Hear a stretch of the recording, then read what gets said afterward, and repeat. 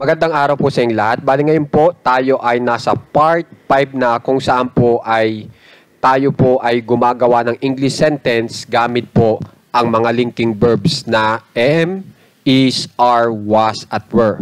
Okay? Ngayon naman po ay meron naman akong panibagong salita na ituturo sa inyo na maaari nyo pong isunod agad sa ating linking verb para makabuo po tayo ng panibagong ideya o English sentence. Okay po?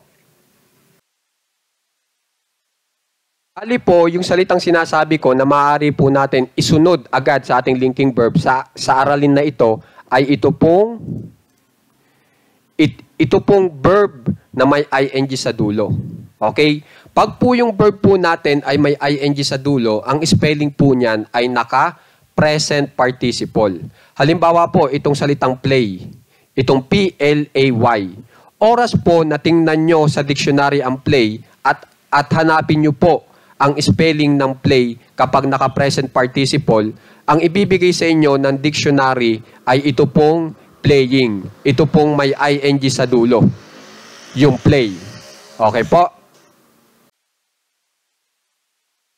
Bali po, yung naibibigay po na ideya po ng verb natin na may ing sa dulo, na kung saan ay isinunod po natin sa ating linking verb, ay inilalarawan niya po na isinasagawa yung naturang aksyon sa panahon na kanyang tinutukoy. Pwedeng yung panahon po ay pang ngayon o pang noon. Okay, magbigay po ako ng halimbawa para sa pang ngayon. Ito po, si Mario ay tumatawa. Mario is laughing. Okay? Kapag sinabi ko po yan sa inyo ngayon, tapos tiningnan nyo si Mario, dapat ginagawa po ni Mario ang pagtawa. Tuloy-tuloy. Okay? So, yun po ang ideyang naibibigay ng verb na may ing sa dulo. Na ilalarawan po natin yung action kung saan ay isinasagawa tuloy-tuloy. Okay? Na pag tiningnan noong inyong kausap, ginagawa talaga. Noong pinag-uusapan natin o namin yung naturang aksyon. Okay po? Okay, subukan naman po natin yung pang noon. Sila ay nanonood ng pelikula kahapon. So kitang-kita nyo na may salitang kahapon. Nangyari yan sa nakaraan. Pero gusto kong ilarawan dun sa aking kausap na yung pinag-uusapan namin na sila ay sa panahon na iyon ay isinasagawa ang naturang aksyon. At yun po ay nanunood. Okay po? Dahil sa gusto kong ilarawan na sila ay nanunood sa panahong iyon, yung nanunood na salita ay itinranslate ko po sa English na may ing sa dulo. At ito po yon, yung watching. Okay?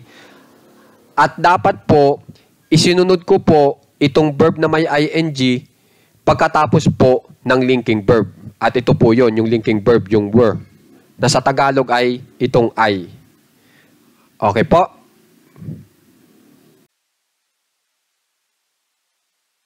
So, ganyan pong klaseng English sentence ang mabubuo po natin kapag yung verb na may ing sa dulo ay isinunod nyo sa isang linking verb. Okay? Doon sa may magtatanong kung paano tinatranslate itong linking verb na I sa English, ito lang po pagbabasihan. Ito pong nasa taas, itong pang ngayon na linking verbs at saka pang noon na linking verbs. Okay? Ito pong sila ay na-translate ko po bilang they were kasi kung mapapansin nyo, yung sentence po natin dito ay ang pangyayari ay pang nakaraan. Gawa po nitong salitang kahapon. Kaya dito ko kinuha sa pang noon o pang nakaraan. At kung mapapansin nyo, yung sila ay nandito sa pang noon. Ito po yun, sila ay. At pag titingnan nyo yung katumbas nila sa English, ito po yun, yung they were. Kaya yan po yung ginamit ko para sa sila ay. Kasi ang ibinibigay na ideya po nitong they were ay pang noon o pang nakaraan na pangyayari. Kung saan yung halimbawa po natin dito ay pang nakaraan na pangyayari. Okay? Pagdating naman po dito sa siya ay, ang ginamit ko po ay she is. At makikita nyo po yung she is dito. Ito, she is. Sa Tagalog ay siya ay. Na kung saan yung siya ay babae. Kasi she po ang ginamit ko. Yung he po kasi panlalaki. Diyan ko kinuha. Itong she is. Sa pang ngayon. Kasi kitang-kita nyo na. Siya ay naglalaro ngayon. Kita nyo na yung salita.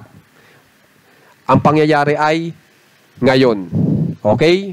Tapos ito naman si Mario ay tumatawa. So, ang gusto kong ibigay na impormasyon ay pang ngayon. Kaya, yung pagkaka-translate ko po sa Mario ay Mario is. At ito po yun, Mario is. Si Mario ay. Okay po?